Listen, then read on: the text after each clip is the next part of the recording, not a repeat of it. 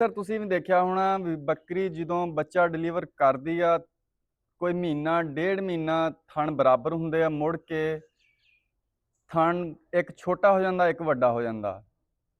ਜਾਂ ਅਮੂਮੀ ਤੌਰ ਤੇ ਬੱਕਰੀ ਜਦੋਂ ਸੂਣ ਵਾਲੀ ਹੁੰਦੀ ਆ ਉਦੋਂ ਥਣ ਇੱਕ ਨੂੰ ਸੋਜ ਪੈ ਜਾਂਦੀ ਹੈ, ਦੂਸਰਾ ਥਣ ਠੀਕ ਹੁੰਦਾ। ਉਹਦਾ ਹੱਲ ਕੀ ਆ? ਉਹ ਕਿਉਂ ਹੁੰਦਾ? ਜਿਹੜੀ ਬੱਕਰੀ ਸੂਣ ਦੇ ਬਿਲਕੁਲ ਕਰੀਬ ਹੁੰਦੀ ਆ, ਥਣ ਜਦੋਂ ਹਵਾਨਾ ਬਿਲਕੁਲ ਭਰ ਲੈਂਦੀ ਹੈ ਬੌਲੇ ਦੇ ਨਾਲ, ਉਦੋਂ ਉਹਦੇ ਥਣ ਤੇ ਇੱਕ ਤੇ ਅੰਗਿਆਰੀ ਉਹਨੂੰ ਕਹਿੰਦੇ ਆ, ਉਹ ਪੈ ਜਾਂਦੀ ਆ। ਜਦੋਂ ਅੰਗਿਆਰੀ ਪੈਂਦੀ ਆ, ਥਣ ਦੇ ਵਿੱਚੋਂ ਰੇਸ਼ਾ ਆਉਣ ਲੱਗ ਪੈਂਦੀ ਆ, ਖੂਨ ਆਉਣ ਲੱਗ ਪੈਂਦਾ, ਜਿਹਦੀ ਵਜ੍ਹਾ ਤੋਂ ਆਹਿਸਤਾ ਆਹਿਸਤਾ ਆਹਿਸਤਾ ਆਹਿਸਤਾ ਥਣ ਖਰਾਬ ਹੋ ਜਾਂਦਾ।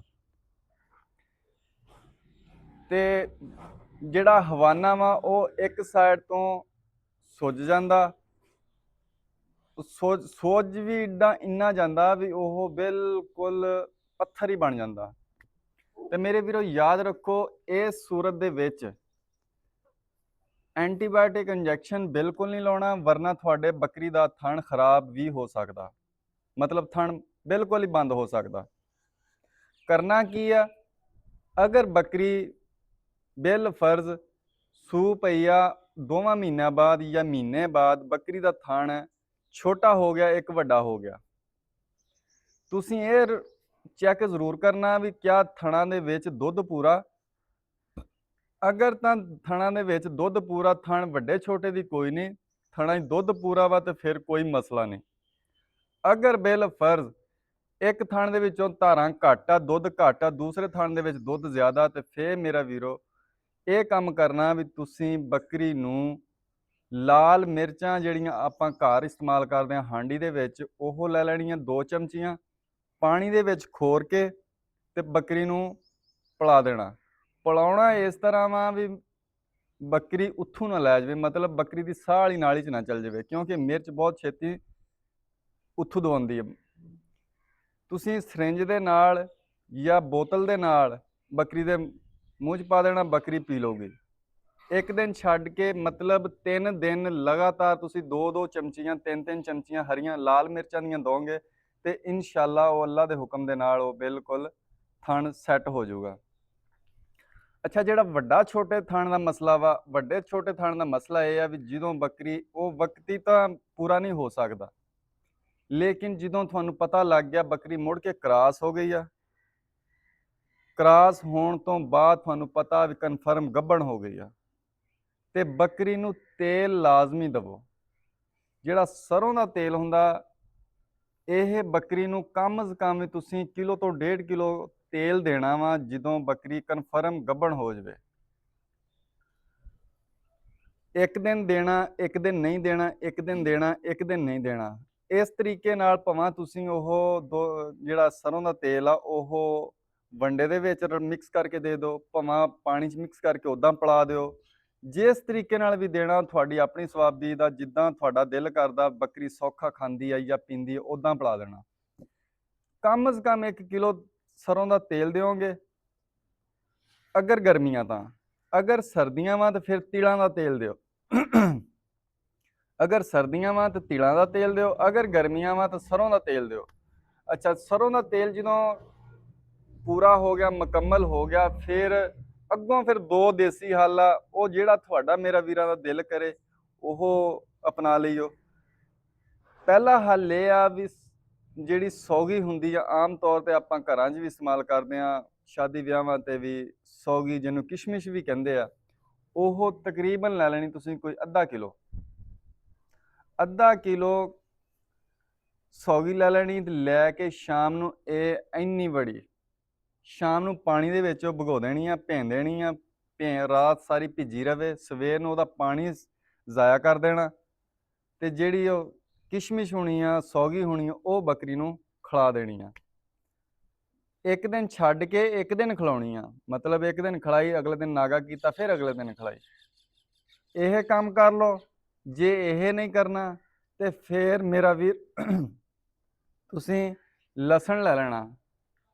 ਲਸਣ 5-6 ਪੋਥੀਆਂ ਲਸਣ ਦੀਆਂ, ਵਿੱਚ ਇੰਨਾ ਕਿ 1 ਕੱਪ ਦੁੱਧ ਆਪਾਂ ਲੈਣਾ, ਉਹਨੂੰ ਚੰਗੀ ਤਰ੍ਹਾਂ ਪਕਾ ਲੈਣਾ। ਪਕਾ ਕੇ ਜਦੋਂ ਉਹ ਖੀਰ ਟਾਈਪ ਬਣ ਜਾਵੇ, ਵੀ ਦੁੱਧ ਗਾੜਾ ਹੋ ਕੇ ਖੀਰ ਟਾਈਪ ਬਣ ਜਾਵੇ, ਉਦੋਂ ਉਹਨੂੰ ਠੰਡਾ ਕਰ ਲਓ। ਉਹ ਬੱਕਰੀ ਨੂੰ 3-4 ਦਿਨ ਲਗਾਤਾਰ ਦਿਓ। ਮਤਲਬ ਇੱਕ ਡੋਜ਼ ਆ ਇਹ 5-6 ਪੋਥੀਆਂ ਤੇ ਨਾਲ 1 ਕੱਪ ਦੁੱਧ ਦਾ। ਇਹ 1 ਦਿਨ ਦੀ ਖੁਰਾਕ ਆ। ਤੁਸੀਂ ਇਹ ਖੁਰਾਕ 3 ਤੋਂ 4 ਦਿਨ ਮਤਵਾਤਰ ਦੇਣੀ ਹੈ। 1 ਦਿਨ ਛੱਡ ਕੇ 1 ਦਿਨ, 1 ਦਿਨ ਛੱਡ ਕੇ 1 ਦਿਨ। ਜਿਹੜਾ ਲਸਣ ਆ ਇਹ ਇੱਕ ਐਸੀ ਐਂਟੀਬਾਇਓਟਿਕ ਦਾ ਕੰਮ ਕਰਦਾ ਵੀ ਥਣ ਦੇ ਵਿੱਚ ਜਾ ਕੇ ਮਤਲਬ ਦੇਣਾ ਮੂੰਹ ਥਾਣੀ ਆ, ਲੇਕਿਨ ਇਹਨੇ ਜਾਣਾ ਸਿੱਧਾ ਥਣ ਦੇ ਵਿੱਚ ਆ। ਇਹਨੇ ਥਣ ਦੇ ਜਾਂ ਹਵਾਨੇ ਦਾ ਕੋਈ ਵੀ ਮਸਾਇਲ ਹੈ ਤਾਂ ਇਨਸ਼ਾਅੱਲਾ ਅੱਲਾ ਦੇ ਹੁਕਮ ਨਾਲ ਬਿਲਕੁਲ ਕਵਰ ਕਰ ਜੂਗੀ। ਫਿਰ ਜਦੋਂ ਬੱਕਰੀ ਸੂਣ ਦੇ ਤਕਰੀਬਨ ਥੋੜੇ ਜਿਹੇ ਦਿਨ ਰਹਿ ਜਾਣੇ ਆ, ਤੇਲ ਵੀ ਦੇ ਲਿਆ, ਇਹ ਨੁਸਖੇ ਵੀ ਦੋਨੇ ਦੇ ਲਏ, ਜਾਂ ਦੋਨਾਂ ਚੋਂ ਇੱਕ ਦੇਣਾ, ਜਿਹੜਾ ਮਰਜ਼ੀ ਦੇ ਲਓ, ਜਿਹੜਾ ਤੁਹਾਨੂੰ ਚੰਗਾ ਲੱਗਦਾ ਉਹ ਮੇਰੇ ਵੀਰਾਂ ਨੂੰ ਦੇ ਲਓ। ਤੇ ਫਿਰ ਉਸ ਤੋਂ ਬਾਅਦ ਕੋਈ ਕਮ ਜ਼ ਕਮ 50 ਗ੍ਰਾਮ ਕਾਲੀ ਮਿਰਚ ਤੇ ਨਾਲ ਤੁਸੀਂ ਲੈ ਲੈਣਾ ਦੁੱਧ ਜਾਂ ਘੇ। ਦੁੱਧ ਦੇ ਵਿੱਚ ਜਾਂ ਘੇ ਦੇ ਵਿੱਚ, ਬਲਕਿ ਕਿੱਸਾ ਮੁਕਤਸਰ ਇਹ ਵੀ ਇੰਨੀ 1 ਚਮਚੀ ਪਾਊਡਰ ਕਾਲੀ ਮਿਰਚ ਦੀ ਲੈ ਲਓ ਤੇ ਨਾਲ 3 ਚਮਚੀਆਂ ਘੇ ਮਿਕਸ ਕਰਕੇ ਉਹ ਬੱਕਰੀ ਨੂੰ ਖਿਲਾ ਦਿਓ। ਬੱਕਰੀ ਬੜੀ ਈਜ਼ੀਲੀ ਖਾ ਜਾਂਦੀ ਹੈ। ਜਿਹੜੀਆਂ ਬੱਕਰੀਆਂ ਗਿੱਜੀਆਂ ਉਹ ਬੜੇ ਸ਼ੌਕ ਨਾਲ ਖਾ ਜਾਂਦੀਆਂ। ਤੇ ਫਿਰ ਜਦੋਂ ਕਾਲੀ ਮਿਰਚ ਨੇ ਕੰਮ ਕੀ ਕਰਨਾ, ਕਾਲੀ ਮਿਰਚ ਦਾ ਕੰਮ ਇਹ ਹੋਣਾ ਵੀ ਜਿਹੜੇ ਬੱਕਰੀ ਦੇ ਅੰਦਰ ਦੇ ਮਸਾਇਲ ਆ, ਬੱਚੇ ਨੂੰ ਕੋਈ ਮਸਲਾ ਬਣਿਆ, ਵਾਲ ਖਾਦਾ, ਆਵਲ ਦਾ ਮਸਲਾ, ਜਿਹੜਾ ਵੀ ਕੋਈ ਮਸਲਾ ਹੋਇਆ, ਉਹ ਕਾਲੀ ਮਿਰਚ ਨੇ ਕਵਰ ਕਰ ਜਾਣਾ। ਤੇ ਜਿਹੜੀ ਲਾਲ ਮਿਰਚ ਆ ਇਹ ਸਿਰਫ ਵਾਦੀ ਤੋਂ ਹੁੰਦੀ ਹੈ। ਜਿਹੜੇ ਥਣਾਂ ਚੋਂ ਖੂਨ ਆਉਣ ਲੱਗ ਪੈਂਦਾ ਉਹ ਵਾਦੀ ਤੋਂ ਵੀ ਆਉਂਦਾ ਹੁੰਦਾ, ਮਤਲਬ ਜਿਹਨੂੰ ਵਾਇਆ ਕਹਿੰਦੇ ਆ, ਵਾਇਆ ਤੋਂ ਵੀ ਆਉਂਦਾ ਹੁੰਦਾ। ਅੱਛਾ, ਜਦੋਂ ਤੁਸੀਂ ਕਾਲੀ ਮਿਰਚ ਦੇਣੀ ਆ, ਕਾਲੀ ਮਿਰਚ ਦੇਣ ਤੋਂ ਬਾਅਦ ਬੱਕਰੀ ਅੱਲਾ ਕਰੇ ਇਨਸ਼ਾਅੱਲਾ ਤੰਦਰੁਸਤੀ ਖੈਰੀ ਸਲਾਮਤੀ ਸੂਪਵੇ ਤੇ ਬੱਕਰੀ ਨੇ ਬਿਲਕੁਲ ਤੁਹਾਡੇ ਜਿਹੜਾ ਬੱਕਰੀ ਦਾ ਹਵਾਨਾ ਨਾ ਥਣ ਬਿਲਕੁਲ ਅੱਲਾ ਦੇ ਹੁਕਮ ਨਾਲ ਬਿਲਕੁਲ ਪੂਰੇ ਹੋਣਗੇ। ਇਹ ਮੈਂ ਆਪਣੇ ਜ਼ਾਤੀ ਤਜਰਬੇ ਦੀ ਗੱਲ ਤੇ ਬਿਨਾਂ ਤੇ ਗੱਲ ਕਰਦਾ। ਐਂਟੀਬਾਇਓਟਿਕ ਟੀਕਾ ਨਹੀਂ ਲਵਾਉਣਾ, ਬਿਲਕੁਲ ਨਹੀਂ ਲਵਾਉਣਾ। ਇਹ ਨਾ ਪਰੇਸ਼ਾਨ ਹੋਈ ਜਾਵੇ ਬੱਕਰੀ ਦੇ ਥਣਾਂ ਤੇ ਸੋਜ ਬਹੁਤ ਪੈ ਗਈ ਤਾਂ ਅਸੀਂ ਦਾਦਾ ਟੀਕਾ ਲਵਾ ਦਈਏ। ਜਿਉਂ ਹੀ ਟੀਕਾ ਲਵਾਇਆ ਤੁਹਾਡਾ ਜਿਹੜਾ ਬੱਕਰੀ ਦਾ ਥਣ ਉਹ ਬਿਲਕੁਲ ਪੱਥਰ ਬਣ ਜਾਣਾ। ਉਹਦੀ ਵਜ੍ਹਾ ਤੋਂ ਫਿਰ ਬੱਕਰੀ ਦਾ ਥਣ ਜ਼ਾਇਆ ਵੀ ਹੋ ਸਕਦਾ। ਮੇਰੇ ਨਾਲ ਇਹ ਵਾਕਿਆ ਹੋਇਆ। ਆ ਜਿਹੜੇ ਪਿੱਛੇ ਤੁਸੀਂ ਬੱਕਰੀਆਂ ਦੇਖਦੇ ਪਏ, ਇੱਕ ਬੱਕਰੀ ਨੂੰ ਇਹਨੂੰ ਅੰਗਿਆਰੀ ਪੈ ਗਈ ਥਣ ਨੂੰ, ਥਣ ਬਿਲਕੁਲ ਖਤਮ ਹੋ ਗਿਆ। ਇੱਕ ਥਣ ਦੇ ਵਿੱਚੋਂ ਦੁੱਧ ਆਉਣੋਂ ਹੀ ਹਟ ਗਿਆ। ਇੱਕ ਥਣ ਦੇ ਵਿੱਚ ਦੁੱਧ ਸੀਗਾ, ਲੇਕਿਨ ਮੈਂ ਹਿੰਮਤ ਨਹੀਂ ਛੱਡੀ। ਬੱਕਰੀ ਮੁੜ ਕੇ ਜਦੋਂ ਗੱਭਣ ਹੋ ਗਈ, ਕਨਫਰਮ ਗੱਭਣ ਹੋ ਗਈ, ਮੈਨੂੰ ਪਤਾ ਲੱਗ ਗਿਆ ਵੀ ਬੱਕਰੀ ਕਨਫਰਮ ਗੱਭਣ ਆ, ਤੇ ਮੈਂ ਉਹਨੂੰ ਰੂਟੀਨ ਦੇ ਨਾਲ ਸਰੋਂ ਦਾ ਤੇਲ ਤੇ ਫਿਰ ਸੌਗੀ ਵਾਲਾ ਕੰਮ ਮੈਂ ਨਹੀਂ ਕੀਤਾ। ਮੈਂ ਕੀਤਾ ਲਸਣ ਵਾਲਾ। ਲਸਣ ਦੀ ਖੀਰ ਬਣਾ ਕੇ ਮੈਂ ਬੱਕਰੀ ਨੂੰ ਖਿਲਾਉਂਦਾ ਰਿਹਾ। ਖੀਰ ਬਣਾ ਕੇ ਵੀ ਖਿਲਾਉਂਦਾ ਰਿਹਾ। ਵੈਸੇ ਵੀ ਉੱਦਾਂ ਹੀ ਬੇਸ਼ੱਕ ਤੁਸੀਂ ਬੱਕਰੀ ਦੇ ਅੱਗੇ ਲਸਣ ਦੀਆਂ 3-4 ਪੋਥੀਆਂ ਸਿੱਟ ਦਿਓ, ਬੱਕਰੀ ਉਹ ਵੀ ਖਾ ਜਾਊਗੀ। ਤੇ ਮਤਲਬ ਰੂਟੀਨ ਨਾਲ ਮੈਂ ਇਹ ਲੱਗਾ ਰਿਹਾ। ਲੇਕਿਨ ਅੱਲਾ ਦਾ ਸ਼ੁਕਰ, ਮੇਰੇ ਜ਼ਿਹਨ ਦੇ ਵਿੱਚ ਇਹੀ ਗੱਲ ਸੀਗੀ ਵੀ ਬੱਕਰੀ ਥਣ ਪੂਰਾ ਨਹੀਂ ਕਰਨਾ, ਕਿਉਂਕਿ ਬੱਕਰੀ ਥਣ ਮਾਰ ਹੀ ਗਈ ਸੀਗੀ, ਬਿਲਕੁਲ ਇੱਕ ਧਾਰ ਵੀ ਹੈ ਨਹੀਂ ਸੀਗੀ। ਲੇਕਿਨ ਅੱਲਾ ਦਾ ਸ਼ੁਕਰ ਆ ਵੀ ਜਦੋਂ ਬੱਕਰੀ ਸੂਈ, ਮਤਲਬ ਸੂਣ ਦੇ ਕਰੀਬ ਹੋਈ ਬੱਕਰੀ, ਜਦੋਂ ਹਵਾਨਾ ਭਰਿਆ ਤੇ ਬਿਲਕੁਲ ਉੱਤੋਂ ਖੀਰ ਬਿਲਕੁਲ ਬਰਾਬਰ ਲਈ ਆਉਂਦੀ ਸੀ। ਫਿਰ ਮੇਰਾ ਦਿਲ ਜ਼ਰਾ ਮੁਤਮਿਨ ਜਿਹਾ ਹੋ ਗਿਆ। ਮੈਂ ਕਿਹਾ ਵੀ ਨਹੀਂ, ਬੱਕਰੀ ਥਣ ਪੂਰਾ ਕਰੂਗੀ। ਤੇ ਉਹ ਇਨਸ਼ਾਅੱਲਾ, ਉਹ ਅੱਲਾ ਖੈਰ ਕਰੇ, ਬੱਕਰੀ ਜਦੋਂ ਬੱਚੇ ਦਿੱਤੇ, ਮੈਂ ਦੋਨਾਂ ਥਣਾਂ ਦੀ ਧਾਰ ਕੱਢੀ ਤੇ ਬਿਲਕੁਲ ਥਣ ਬਰਾਬਰ ਸੀ। ਦੁੱਧ ਵੀ ਸਾਫ਼ ਸੁਥਰਾ ਸੀ, ਕੋਈ ਖੂਨ ਨਹੀਂ ਸੀ, ਕੋਈ ਕੁਛ ਨਹੀਂ ਸੀ। ਇਹ ਸਭ ਨਿਜ਼ਾਮੇ ਕੁਦਰਤ ਆ। ਇਹ ਜਿਹੜੀਆਂ ਦੇਸੀ ਚੀਜ਼ਾਂ ਹੁੰਦੀਆਂ, ਅਸੀਂ ਜਦੋਂ ਮਾਰ ਖਾਈ ਜਾਂਦੇ, ਇਸ ਗੱਲ ਤੋਂ ਮਾਰ ਖਾਈ ਜਾਂਦੇ ਵੀ ਦੇਸੀ ਚੀਜ਼ਾਂ ਵਾਲੇ ਅਸੀਂ ਪਾਸੇ ਨਹੀਂ ਜਾਂਦੇ, ਕਿਉਂਕਿ ਉੱਥੇ ਮਿਹਨਤ ਕਰਨੀ ਪੈਂਦੀ ਦੇਸੀ ਚੀਜ਼ ਤੇ। ਅਸੀਂ ਲੱਭਦੇ ਹਾਂ ਸ਼ਾਰਟਕਟ ਕੀ ਵੀ ਡਾਕਟਰ ਨੂੰ ਫੋਨ ਕਰਨਾ ਤੇ ਆ ਜਾਓ ਜੀ, ਬੱਕਰੀ ਨੂੰ ਮਸਲਾ ਬਣ ਗਿਆ ਜੀ, ਬੱਕਰੀ ਉਹਨੇ ਆਣ ਕੇ ਟੀਕਾ ਲਾਉਣਾ, ਉਹਨੇ ਪੈਸੇ ਲੈ ਕੇ ਚੱਲ ਜਾਣਾ। ਤੁਹਾਡੇ ਸ਼ਾਰਟਕਟ ਦੇ ਵਿੱਚ ਤੁਹਾਡੀ ਬੱਕਰੀ ਦਾ ਥਣ ਜ਼ਾਇਆ ਹੋ ਸਕਦਾ। ਤੇ ਮੇਰੇ ਵੀਰੋ, ਜਿਹੜੀਆਂ ਦੇਸੀ ਚੀਜ਼ਾਂ ਹੁੰਦੀਆਂ, ਇਹ ਸਿਆਣੇ ਲੋਕ ਕਹਿੰਦੇ ਆ, ਬਜ਼ੁਰਗ ਲੋਕ ਕਹਿੰਦੇ ਆ ਵੀ ਜਿਹੜੀਆਂ ਦੇਸੀ ਚੀਜ਼ਾਂ ਵਾ ਉਹ ਜੇ ਫਾਇਦਾ ਨਹੀਂ ਨਾ ਕਰਦੀਆਂ ਤੇ ਨੁਕਸਾਨ ਵੀ ਨਹੀਂ ਕਰਦੀਆਂ। ਤੇ ਜਿਹੜੀਆਂ ਐਂਟੀਬਾਇਓਟਿਕ ਮੈਡੀਕੇਟਡ ਚੀਜ਼ਾਂ ਹੁੰਦੀਆਂ, ਇਹ ਜੇ ਫਾਇਦਾ ਇਹਨਾਂ ਨੇ ਕਰਨਾ ਹੀ ਕਰਨਾ ਜਿਹੜਾ, ਤੇ ਉਲਟਾ ਨੁਕਸਾਨ ਵੀ ਕਰ ਦਿੰਦੀਆਂ।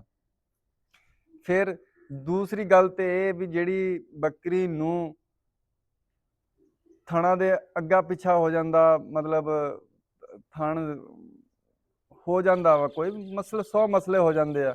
ਤੇ ਮੇਰੇ ਵੀਰੋ, ਕਿੱਸਾ ਮੁਕਤਸਰ ਇਹ ਆ ਵੀ ਬੱਕਰੀ ਨੂੰ ਅਗਰ ਥਣ ਦਾ ਕੋਈ ਮਸਲਾ ਵੀ ਬਣ ਗਿਆ, ਕਿਸੇ ਕਿਸਮ ਦਾ ਵੀ ਬਣ ਗਿਆ, ਤੇ ਤੁਸੀਂ ਲਾਲ ਮਿਰਚ ਤੇ ਕਾਲੀ ਮਿਰਚ ਇਹ ਰੂਟੀਨ ਅਪ ਦੇਈ ਜਾਓ, ਲਸਣ ਦੇਈ ਜਾਓ, ਸੌਗੀ ਦੇਈ ਜਾਓ।